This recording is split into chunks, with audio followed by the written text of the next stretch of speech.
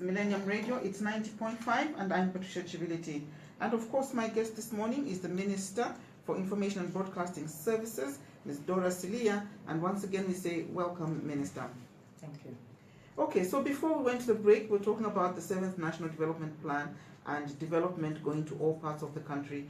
And I think, Minister, you were just explaining that our own National Development Plan must fit into other regional and international protocols, including sustainable goals, including our own AU plans, and so on and so forth. Minister, I just want to zero in on, let me begin with land. I think land is a birthright, and yet here in Zambia, I think land, maybe not just in Zambia, and maybe it's happening in every country, land seems to be a highly controversial issue. And in our country, the issue is that only a few people are getting land and are not getting land. And it seems that only those, perhaps like yourself, who are privileged to sit in cabinet can now say, oh, I'd love to have a piece of land in Ibet, or I'd love to have a piece of land in Chongwe, and I hear there's Mkushi, can I have a piece of land there? And while the rest of us, no matter how hard we try, we can only get it through the cadres. What is government doing about this serious imbalance in the accessibility to land, especially on the side of the poor and vulnerable? Are there any special measures that will ensure that my young Mwenwa there can apply to the Council or the Ministry of Lands and be fairly considered for a piece of land without remembering that, oh, that day actually I sat with the minister? So maybe if I reminder, but Minister Mwanjibukisha, network menina imweku Millennium, so munga fueko, can I get a piece of land? Is it possible in this country? First of all, I think for those of us that live in Lusaka, we tend to believe that Lusaka is Zambia. I think that we've even localized the land issue sometimes to just be about Lusaka. When you fly over Zambia, Zambia is a massive country with actually a small population, 15, 16 million people. Zambia is a massive country. Our issues about land now, as a result of maybe a number of issues. I think that one, for us to be able to add value to the land, as of now, 93, 94% of land in Zambia is actually traditional land. All land in Zambia is indeed vested in the office of the president. But in terms of its management at the moment, over 92, 93% of land in Zambia is actually traditional land, meaning that government has oversees only about 6-7% of state land. And that creates some sort of confusion and inefficiency in terms of management of land in the country, because we have two systems. And we have seen that while here in Lusaka, there are all these issues about the council and the cadres and so on and so forth. There's also another challenge where subjects are accusing their chiefs of selling off huge tracts of land to people and displacing settlers in those areas. I think these are the issues the Minister of Lands and even the President referred to in Parliament when he came last year, that we have to overhaul the system, the land system in this country. We need massive reforms. We don't have lack of land. What we have is a management problem. There's a lot of land, but nobody is going to want to access land if there's no water services provided, there's no electricity provided, there are just no services. So what we need to do is provide for accelerated development in a lot of Zambia. In fact, this now ties in from land to agriculture. Why government has said let's prioritize agriculture? Because agriculture is land. And if we create what we want, we are calling agricultural towns, the farm blocks. The farm blocks are an agenda to create agricultural towns, give people land, but also provide roads, water, power, the basics in those areas, education, health, and housing. It means that we will decongest places like Lusaka and in the Copper Belt, where we all know and believe that there is no land, so that people can move elsewhere. There's still a lot of land in many parts of Zambia, but the services people are looking for are not there. And this is why we are saying lands can't work alone. You have to work with agriculture so that people can see, especially the young people. Coming here to Millennium Radio, I see how many young men and women are walking about the streets. I mean, clearly, if this time they're not busy doing an economic activity, they're walking in the streets, it's because they don't have a job or they don't have a business. But if you tell them now that, look, there's a lot of land in Northern Province and government has created over 200,000 hectares, has cited over 200,000 hectares of land that can be given to citizens. There are some people already there, but there's still huge tracts that can be given to citizens. No young person will want to go there, because they're going to ask themselves, is there a signal for me to use my mobile? Because all the young people are on the phones the whole day. Is there a signal for me to use my mobile phone? Is there a road for me to use? Is there water? Is there power? Is there? So government has said, so lands work with agriculture. And then lands and agriculture work with energy. Then lands, agriculture and energy work with Ministry of Water. Then lands, agriculture, energy, Ministry of Water work with infrastructure. So that this is how we can create real reforms in land. Because it's also not just an issue of saying, okay, here's land. Once somebody gets that land, what do they do with it? That's again been a problem. Even when government has empowered citizens with land, we know how many are using it just for business transaction to sell it off, including even land or homes or farms that their parents worked hard for. Once their parents are deceased, the children just sell off the land because they themselves were not the vision carriers to develop that land or to look after that property. So we need to give land, but provide for sustainable empowerment processes so that that land is not sold off. That means that other government services must be provided. So the Minister of Lands is leading the reforms, and I think very soon we're going to provide a lasting solution. But Minister, some people will be hurt because they want to have the power over the land, whether it is councils, whether it is traditional leaders. But we have to live with the times. We have to live with the times.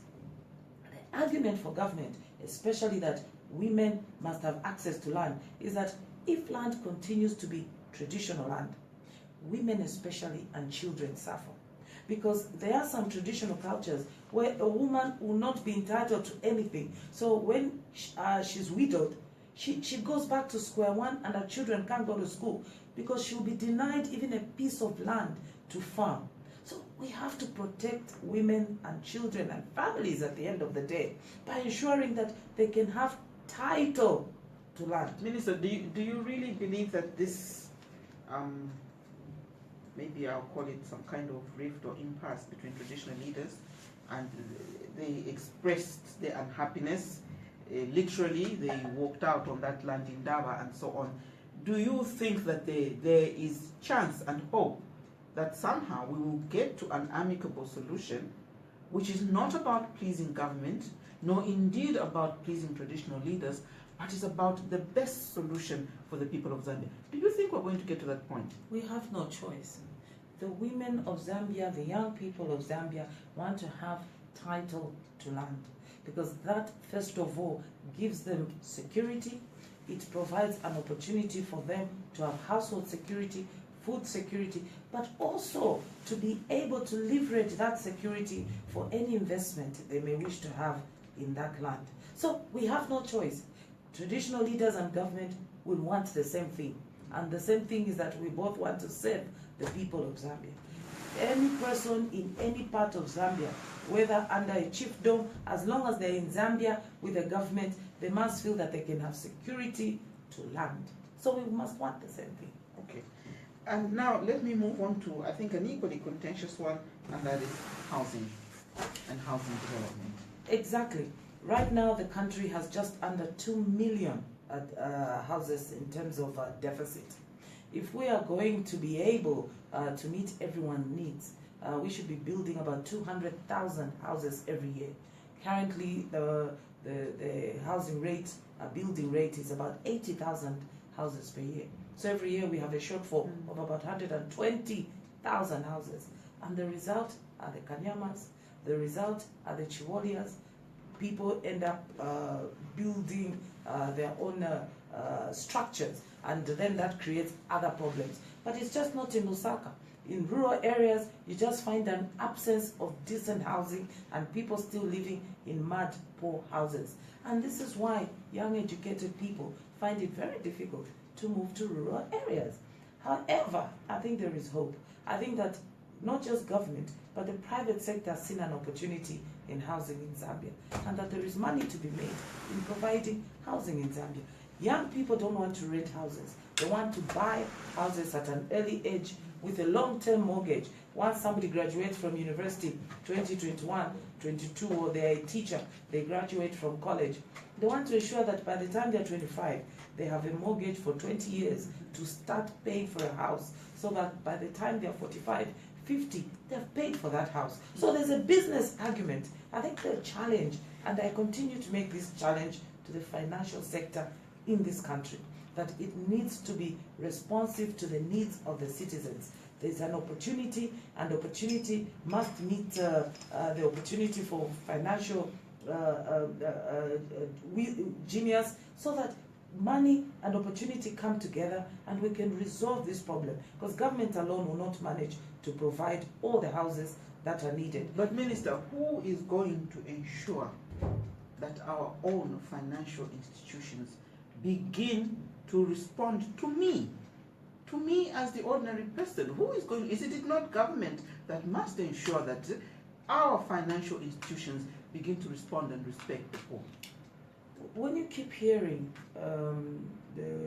whether it is the president, he takes a trip to go and talk about Zambia, whether it is us, his ministers, keep talking about it is important to see financial flows in the country so that we can reduce the cost of money, so that an institution like National Housing, Zambia National Building Society can increase its base in terms of its financial base, so that it can offer more mortgages through government.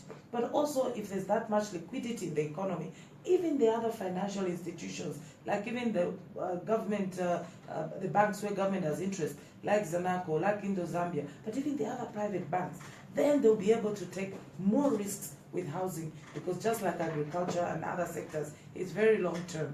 It is important that we all love our country first. If we love our country, we love ourselves. We must preach a good song about our country, so that we continue to see confidence by the international sector in our economy. We're already doing so well. Just a few years ago, inflation in Zambia was 23%. Now it's 6%. You know, numbers don't lie. I always believe, bring the numbers, then we can argue from there. Interest rates in this country were just over 40%, 46, 47%. Now they're in their 20s. It's not the best. We would like them to reduce further. But for you who has a business, you know what it means to be paying 43% compared to 23%. But we are hoping that they can even reduce further to single digit, so that Zambians can be able to borrow money cheaply. But that won't happen if we keep positioning our country to the international community as a country that is in turmoil. Because who will bring their money here for us to borrow cheaply? Nobody. If we continue to not love our country, to be patriotic about our country, and tell the whole world that in this country there's only turmoil, no money will come. There will be no cheap financing for young people to get housing, and as a result, young people will always be indebted, and they'll be retiring without housing. So these things are all connected. They are extremely connected. That's why the president is always saying, don't work in silos. The whole economy is connected to everything. The Minister of Finance has to make sure what's happening in lands, what's happening in agriculture, what's happening in education, in infrastructure, in housing, in health. All these things come together for the Minister of Finance to ensure that cheap financing is attracted to Zambia. We need to begin to sing a good song about our country. Is there a push, Minister, just on the issue of housing? Is there a push? I know you talked about private investment into the housing sector, but is there a push from government? Of course. The Zambia National Building Society is government. The National Housing Authority is government.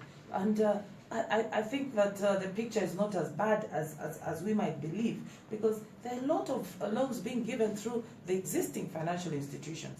I think the problem that we are talking about, you and I, is that we want to see accelerated mortgages given, especially to young people, so that they can begin to pay for housing at an early age. So there are facilities out there, but I think that first the cost is quite high.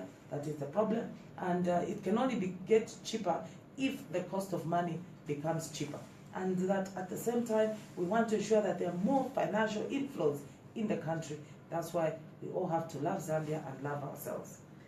Minister, as Chief Government Spokesperson, I want to ask you about something which I think most ordinary Zambians are struggling with now, and that seems to be the multiplicity of taxes. So, and you know, there are all these jokes on social media that, you know, there's going to be a tax for me just waking up and, you know, getting onto the bus, and I'm going to have to pay a tax for that. But it seems like suddenly, and I'm saying it seems like suddenly, there are just so many taxes. Now, when you look at, like you're saying, young people who also want to get a mortgage, and then they have to pay withholding tax, there's pay as you earn, and of course we're all doing the VAT, and now we have a borehole tax, and now you're going to fine me for street vending, and you're going to for all these kinds of things. How much money is left in the pockets of the poor, Minister, when your government is done with taxing them? Can they live on what is left in their pockets? I think let me start by saying that from 2-3 years ago, after the world recession, which affected Zambia as well in terms of copper prices and exchange rate, I think we've all woken up to the fact that the economy needs to be reformed. The first thing that the president talked about was, let us not continue to depend on copper. You know, in English, in Bemba, at Makweo. For Zambia, Makweo for a long time has only been copper. That has been our business. Now, when copper was selling at $10,000 a ton about 4 or 5 years ago, everything would be okay, because there's money to budget to invest in the various sectors of the economy.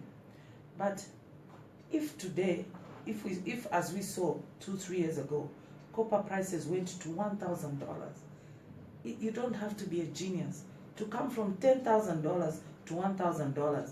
How much money did the company, the government, the country lose? $9,000 per ton. And I always use this example, that if your tomatoes at some points, we know, because a lot of Zambians sell tomatoes, there are times when the price is so high, then we can budget in the house and tell the 2 children, I'll buy you a pair of shoes this month. This month we'll be having bread and butter for breakfast. Then there are times when there's so much tomato at Soweto, and everybody says, oh my God, the price of tomato has just dropped. Then you have to tell the children, you know what? I think one of you will have to wait. I'll only buy you, one child, a pair of shoes. It's the same concept. Amakwebo for Zambia. The existence of Zambia for a long time has been about copper. Emakwebo ya Zambia. That is what has been keeping this country. So many times when the price has gone down, we have always said, oh, let's talk about agriculture. But when the price goes up again, we forget about agriculture. This time, for the first time, the government is determined that we can't continue to suffer these shocks. We suffered them, and what we saw was a big impact on social development. We saw up to now that some schools have not been completed for 3-4 years. And it can't be shocking that schools have not been completed, some of them, for 3-4 years. Because if your earnings were $10,000, then they went to $1,000, how do you finish a school? Government then had to extremely prioritize, say, maybe let's first just look at health for now. Let's look at food first for now, before we can begin to look at these other things. Because the money has reduced. And that was the reality. Everybody felt it. Even the contractors, some of them have not been paid for a year. Those who are constructing schools, who are constructing roads, not because government wanted, but because we just overnight saw this drop. Now the price of copper is at $7,000 per ton. But because of the problems we faced the last 2 years, there are still some debts that we are piling up. So even if the price of copper now is at $7,000, there's a lot of debt, of backlog that government has to deal with every day. The Minister of Finance is at pens. What should come first? Health always must come first. Food always must come first. But now that we even have some money from copper, let's leverage the copper money into agriculture so that in future, when copper doesn't do well, at least food should always be there and we can do some exports. But now what about these contractors who were not paid 2 years ago? What about the schools that were not finished 2 years ago? What about the roads, the feeder roads in rural areas, the survival for agriculture in rural areas? What about investment in energy? We were spending $40 million a month just 2 years ago. It looks like a long time, but it is not. Just 2 years ago. And that's where a lot of the debt for government came from, to ensure the country was getting power, even if it was under load shedding, but at least, because how many saloons in Kalingalinga, in Kawata, were not operating for 7 hours a day because of load shedding? How much business were they losing? Families to put food on the table. Government was preoccupied with those issues 2 years ago. So now we are saying, let's not get back there. If now copper is $7,000 a ton, the Minister of Finance is saying, we need to get some of this money invested in agriculture while we continue supporting health, supporting food, but at the same time energy, so that we never find ourselves when there is a drought again, we have no power. So we need to create more energy sites, especially in Northern Province and Wapula, where the rain pattern is going. There's a lot of potential still in those areas for hydropower compared to the southern region where the rain pattern seems to be moving away. So this is how government operates every day, Minister, with all these issues. There seems just to be this maybe I'll call it a misconception, that government has a lot of money. I was saying, you tax us. You have a lot of money. The problem is you don't know where to channel the money. That is the perception that the ordinary people of Zambia have. Ndrama zilipo, ngati bafuna ogula mafaya tenda zimapezeka. I'm getting there. Yeah, so the money is there, but where do you take it? I'm getting there. I said to you that when I was coming here, I saw so many young people on the road. Clearly, it's either an issue that our young people are not staying in school long enough in the formal sector, in the business, or working in the private, working on in terms of water, especially for Lusaka. But that is the biggest challenge, that we have to expand the tax base so that more people can contribute.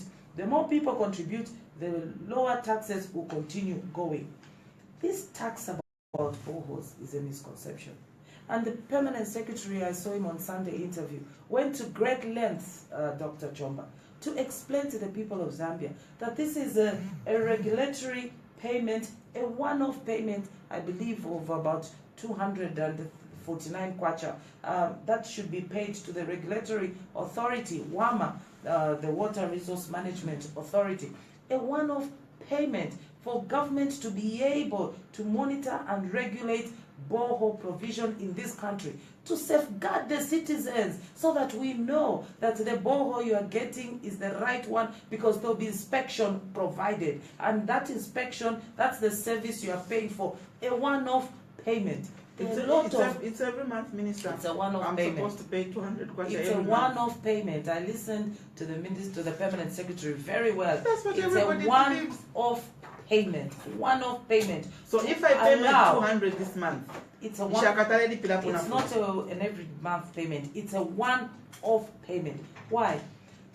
In Lusaka, the water is contaminated, and we want to make sure that when you are asking the borehole drillers to provide you a borehole, that they're doing the right thing for you, so that it is a borehole that is sunk sufficiently and cased sufficiently to make sure that it will not be contaminated and you catch cholera. Because we know now that here in Lusaka, because boreholes have been sunk everywhere, there's been no order and to separate from the sewer system from the borehole, which is drinking water. And government is saying, under WAMA, the Water Regulatory Management Authority, we want to provide a service that will be paid for once if you're going to sink a borehole.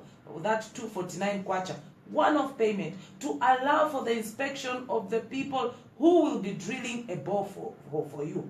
But ultimately, this is what government is doing, particularly here in Lusaka, to address the water situation. Right now, we've all heard Millennium Challenge account. What is the Millennium Challenge account doing? They are expanding the existing water pipe from Kafue, from 90 million cubic meters to 110 million cubic meters. That will increase water provision by 20 million. Number two, under the Chinese program, they are going to lay a second, in fact they have already begun because it will be completed in September. The Millennium Challenge account, the expansion of the existing pipe from Kafue will finish in June. The Chinese one, which is laying another pipe, another one, will provide 70 million cubic meters. Then in the liters. Then in the long term, we are going to work with JICA to make sure that Lusaka gets 500 million cubic liters of water, bulk water provision from Kafue. What this will do, it will allow the water authority company in Lusaka to begin to connect houses that have boreholes, so that the water is, first of all, we make sure there's consistent supply, but also of clean water from Kafue. Because right now, everybody who's building a house is sinking a borehole, because the Lusaka water are not able to connect you to water supply because there's not enough water. And this is what has led also to disease outbreaks in Lusaka. We are saying we want to make sure that chalalas and so on are connected to piped water in the next few years. So this infrastructure that's coming to Kafue is that there will be a plan now to begin connecting all water in Lusaka to piped water, so that we move away from the boreholes. These taxes, there's an impression that has been going around. I have seen myself on the online, the bloggers on the online. But clearly, I think that the Minister of Finance is saying this. One, that yes, we did take austerity measures, but two, we need to begin to expand the tax base. You've heard the discussions with the mines, that the mines must pay what is due to the people of Zambia, and that Zambians should not be involved in encouraging mines to evade tax. If indeed the stories we're hearing on radio are true, if in the media are true, if indeed they are true, that mines were bringing in spare parts which attract duty and hiding it as capital equipment, then this machinery came through our borders. Who works at the borders? Our Zambian people. Let us not collude if indeed the story is true. But I think in the extractive industry, there have been international debate on transparency in terms of taxes. We need those taxes to leverage them into other sectors, especially energy and agriculture, so we can create the jobs that these young people have seen on the streets of Lusaka, the jobs that they need, and the schools they need, so that they can get better skills and be able to get a better job, or even give themselves a job through a business. Government does not want to hurt the Zambians with more taxes. I think that every tax that's introduced is because we believe that it is the right thing to do and it will serve Zambians better. The borehole tax is a one-off payment, and it's not even a tax. It's a one-off payment to WAMA, to facilitate WAMA, to inspect anybody who's going to do your borehole, to save you, so that you have a proper borehole and not some of these bad boreholes we have seen, especially in Lusaka. And also the pricings of these boreholes, that WAMA must be able to monitor and regulate, because we've seen that sometimes a borehole costs 20,000. In some places they'll say 70,000. One company will say 20, another one 50. There's just no order. Zambians are being taken advantage of, and that's why government is saying no. For this minimum payment, a one-off will be able to provide the service, the inspection that is needed in the water sector. Minister, I want very quickly to talk about the health sector, and I do know that part of the PF promise was 650 health centers around the country. I know that maybe close to 300, 400 have been done. We still are in a slight deficit, and maybe you can update us on that. But I also want to talk about here in Lusaka, the University Teaching Hospital, and I am thinking, and maybe I don't have my facts correct, either it is underfunded or it is overwhelmed. And I'm saying that in relation to what we have in the media, which is fact, about Fairview Hospital being asked to halt their operations because of the many anomalies that the Health Professional Council of Zambia went and found on the spot yesterday, including expired drugs. And we have many such, in inverted commas, Fairviews, as in private hospitals.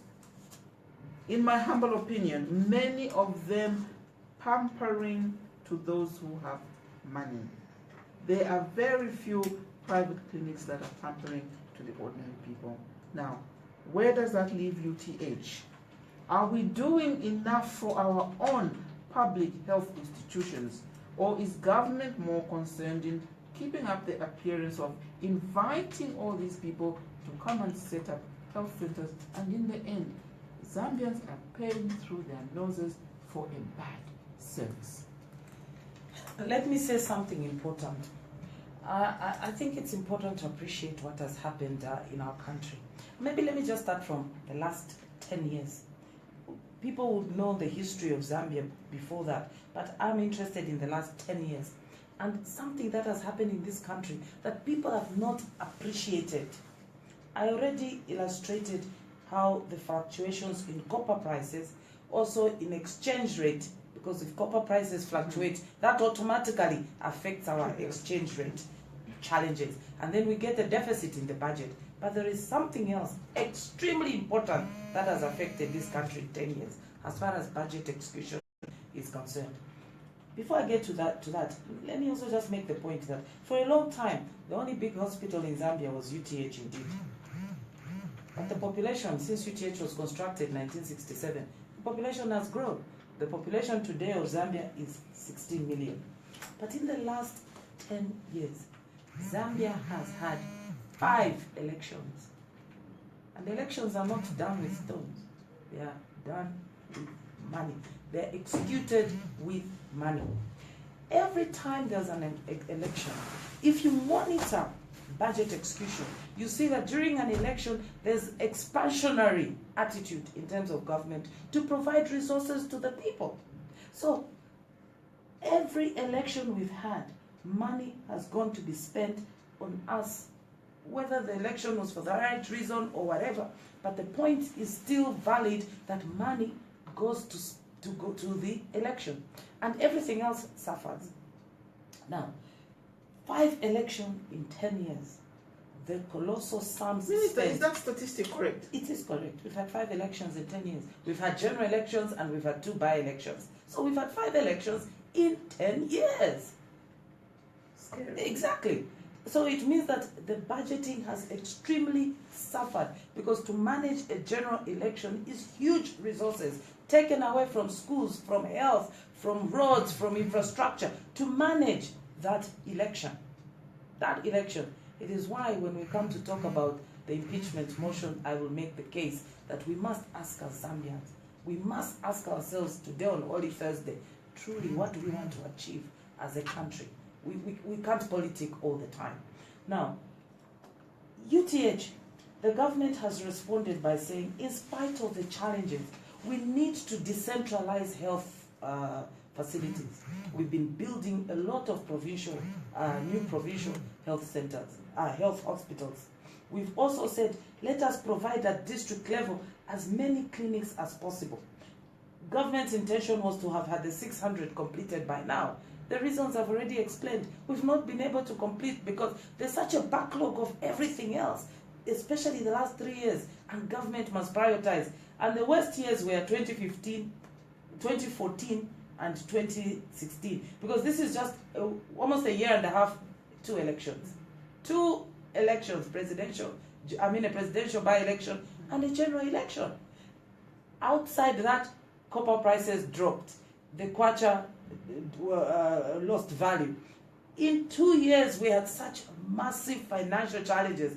For me, sitting here today, I say, wow, this country, God loves us, but the president provided also the best leadership, because I don't know how we've survived, and now I can see true hope. I really don't know.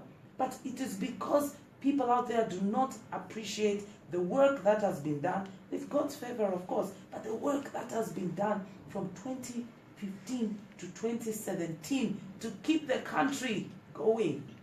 It has been a massive challenge with us in government losing sleep to ensure that things are, at least services are provided to the citizens. So UTH, the solution now has been what the Minister of Health has introduced: insurance. We've just been talking about taxes now. That because so few Zambians pay taxes, government is not able to get enough revenue to provide those services.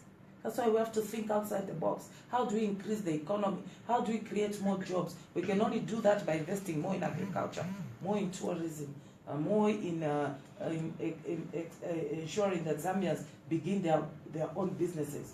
But ultimately, to share this burden of ensuring that UTH and other health services are on top of things, government has proposed that we should all be looking at some sort of insurance scheme that will help each one of us at our point of need. When we will pay it, we will not take it seriously. But when you have a sick patient and you need health services, that's when you appreciate insurance. So this is what the insurance debate has been about, to provide a lasting solution in the health sector so that UTH can now be supported, but not just UTH, district hospitals. There are district hospitals that need support, but we all have to share this burden and be able to ensure that there are enough resources for us to provide decent services. The issue of Fairview, I am aware that the Professional Health Council went to visit because of a report of 2 deaths on the operating table, and that is what they were investigating.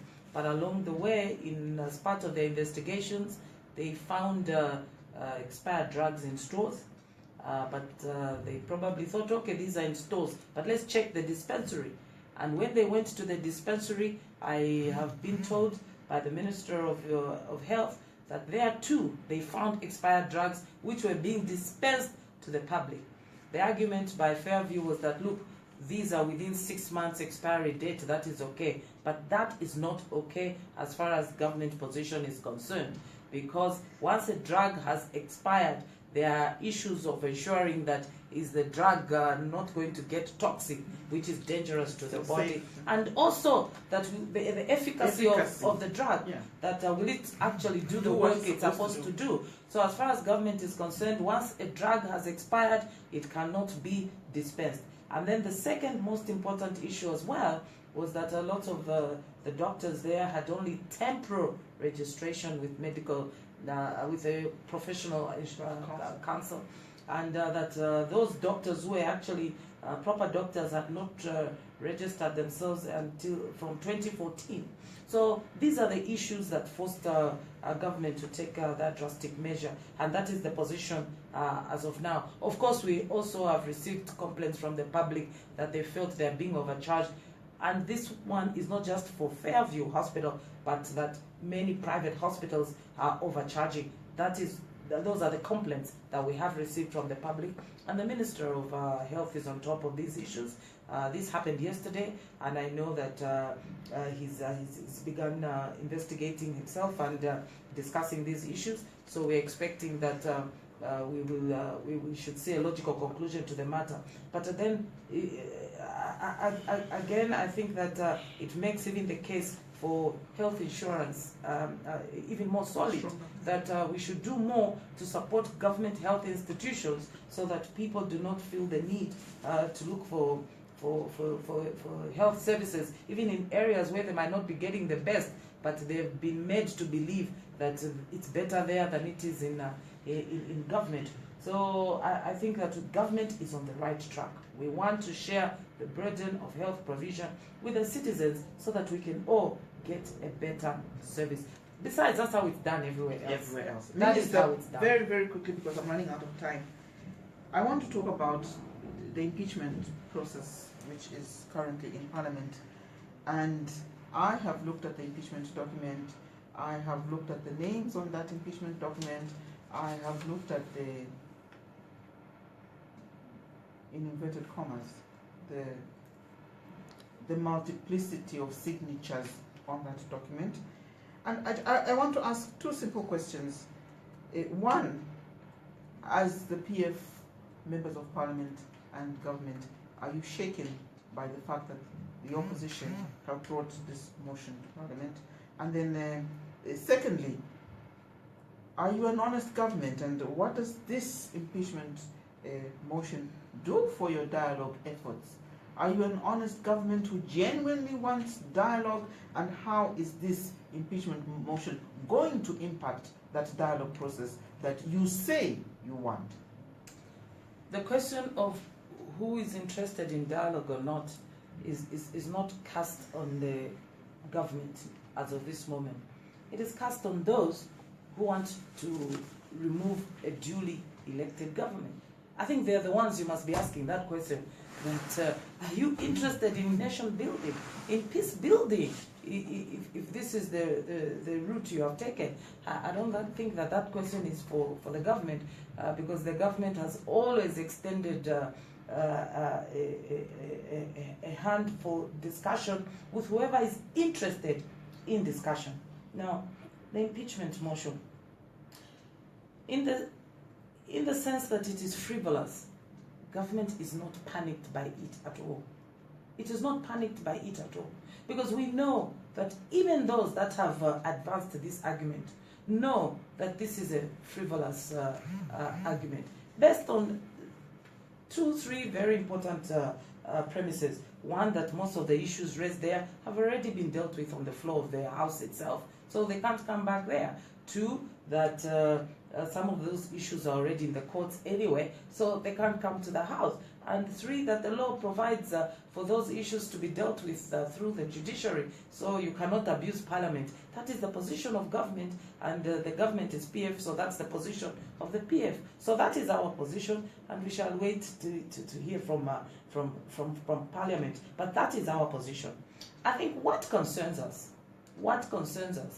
and that we even think that is what should upset Zambians, that should Parliament, where taxpayers' money is being used to discuss national issues and to give you big salaries, well, should it be used for only personal agendas? Let's imagine, even if we imagine that for just theoretical sake, that there was a process of impeachment and President Lungu was removed. The law provides that PF would continue because the Vice President is in office. Anyway, so what would UPND really achieve? That's number one. But I think that is theory.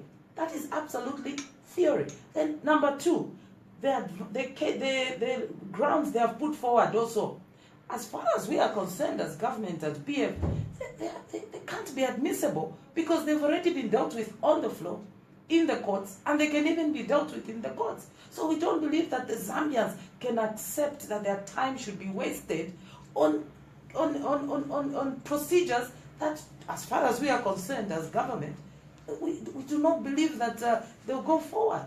So we are really wondering, how can an opposition party expect that Zambians will continue to be taken for granted and their time abused? Let me tell you what the Zambians want. The Zambians want us to address the issues of street vending. Right now, the Minister of Local Government was touring the new Soweto vegetable market. That is already up. The Simon Mwewa market, that is already up. I think even the city market, that is already up. These are the markets that were burnt. But also to address the issues of cholera now, and to address the issue of street vending, to give dignity to our young people and women and mothers and fathers who want an honest living, that they should be provided dignity by trading in areas where there are decent toilets and there's decent water. Those are the things the Zambians want. What the Zambians want to know is how their government will ensure that these taxes can quickly be reduced further so they can take more home. Those are the issues the Zambians want to hear. That at Parliament, the MP from Monze is telling government that if you do this, the taxes will reduce. Not that impeachment so we can have more wasted costs. After 5 years of elections, in 10 years, People still want to continue politicking.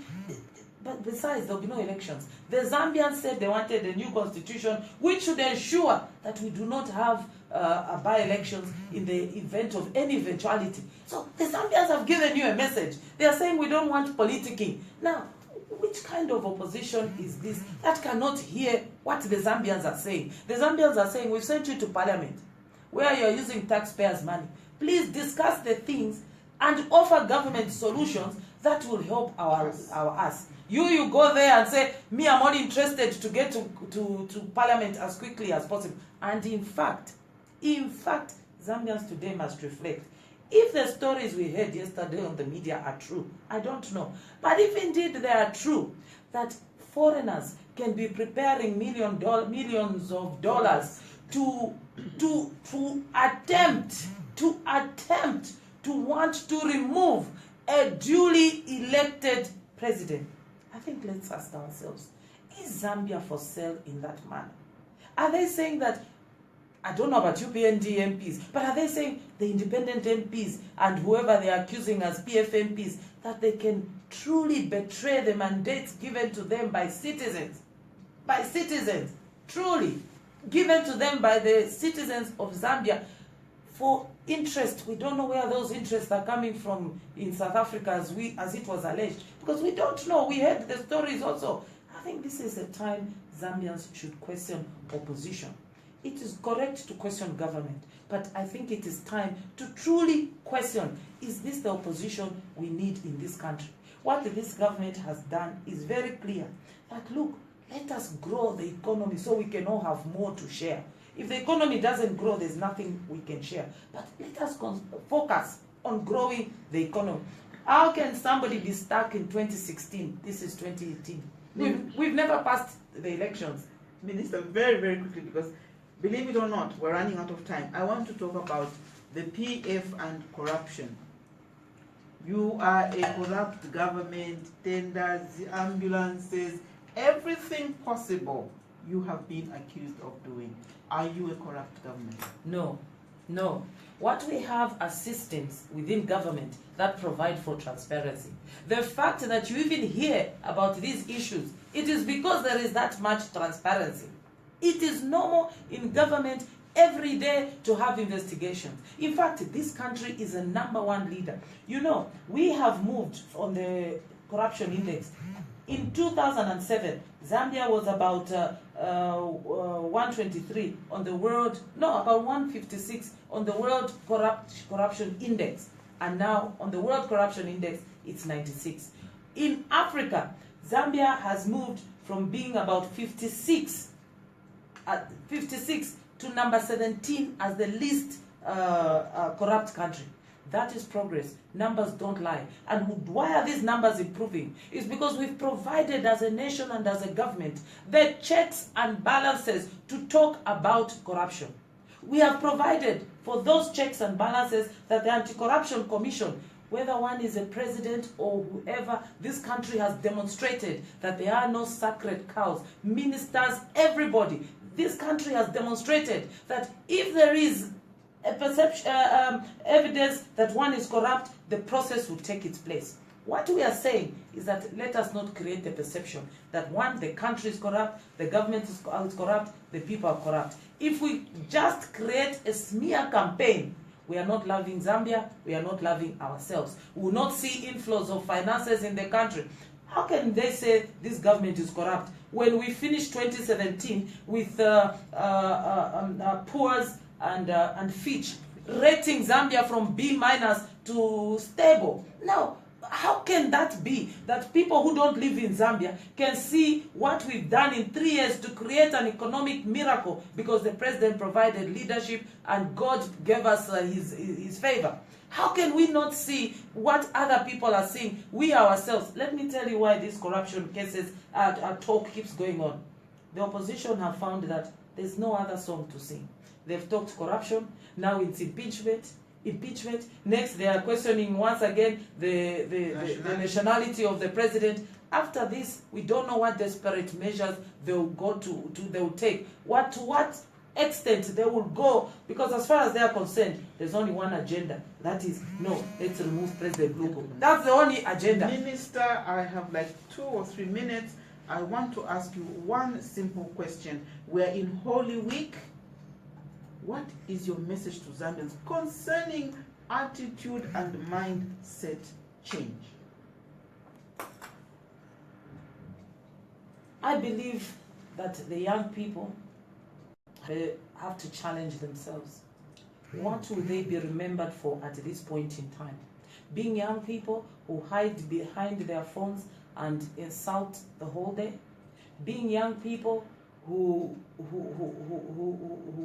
might not be able to determine that this opposition is not doing the right thing for our country? What will our young people be remembered for? Will they be young people who will believe that chance favors the prepared, and they'll make sure that they acquire enough skills so that when chance meets them, they'll be ready? I think that what we should be asking ourselves is that, will we be the young people? 90% of the population in Zambia is 45 years and below. Is it going to be the generation that is going to say, I will love Zambia because that means I love myself, that I will be patriotic and love my country? Will this be the young people that are going to say, because indeed Zambia is a Christian nation, I am going to build bridges? They say wise men build bridges, the others build barriers. So will we be the wise men and women to ensure that we continue with love in our country? I think today is an opportune time to have this interview, because we can all reflect and say, where do we want to go? Let us love our country. The government means well. The people in government are just men and women who are trying to do their best under difficult conditions. And to wake up every day for the president to be called corrupt every day, even when he goes to work and takes a trip out of the country and is said to be corrupt, I think that is extremely unfair. It's like telling the member of parliament from Azabuka, his constituents, telling him that you have gone to parliament, you have driven to parliament, so you are corrupt because you've gone to work in parliament. I think that is wrong attitude in our country, and I believe we need to change, and we need to change now. I wish everybody wonderful, wonderful Easter. This is where we have to end the program.